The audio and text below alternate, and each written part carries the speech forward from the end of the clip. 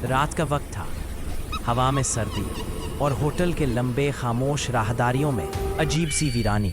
सामी, एक खामोश तबीयत लड़का, एक कदीम होटल में रहने आया। जगह सस्ती थी, उसे लगा ठीक है। कमरे का दरवाज़ा खोलते ही उसने देखा टेबल पर एक सफ़ेद लिफाफा रखा है। उस पर लिखा था, सोचो समझो वरना ख़त्म हो जाओगे। सामी ने हल्की मुस्कुराहट से लिफाफा खोला।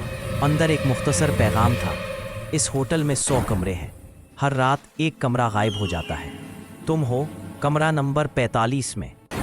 उसे लगा शायद कोई मजाक है, वो हंसकर सो गया। 2 बजे डरावनी घंटी बजी नहीं, लेकिन राहदारी में कुछ गरजा। सामी ने दरवाज़ा खोला, कमरा 100 गायब था। राहदारी अब थोड़ी छोटी, पहले उसका दरवाज़ा आखिरी से बहुत दूर था, अब कुछ करीब।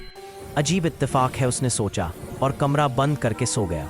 अगली रात 2 बजे वही लरजाता हुआ धचका, इस बार कमरा 99 गायब।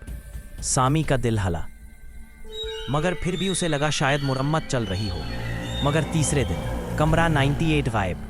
तब उसने राहदारी की दीवार में एक खुलती दर्ज देखी, अंधेरा, सिर्फ एक लाइन में कुछ लिखा हुआ, ये होटल गिनती से चलता है, रुकोगे तो बारी आएगी। सामी ने खत दोबारा निकाला, वही नंबर, वही जुमला, हर रात एक कमरा गायब होता है, लेकिन क्यों, कैसा, कब रुकेगा?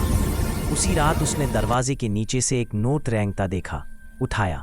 उसमें लिखा था, मत देखो वरना तुम भी 17 बन जाओगे। सामी ने पलट कर देखा, उसके कमरे के सामने एक अजनबी खड़ा था, चेहरा धुंधला, आंखें खाली। वो आहिस्ता बोला, 45 होना महफूज नहीं, तुम बदल जाओगे। सामी के पूछने से पहले वो साया दीवार में जज्ब हो गया। सामी के हाथ से वो नोट लस कर गिर पड़ा, उस पर खून की हल्की लकीरें थीं। कमरा 17 से बचो। कमरे की लाइट एकदम बुझी, अंधेरा छा गया और फिर दरवाजे की दूसरी तरफ कोई आहिस्ता से सरसराया, तुम्हारी बारी जल्द आएगी। Over, to be continue.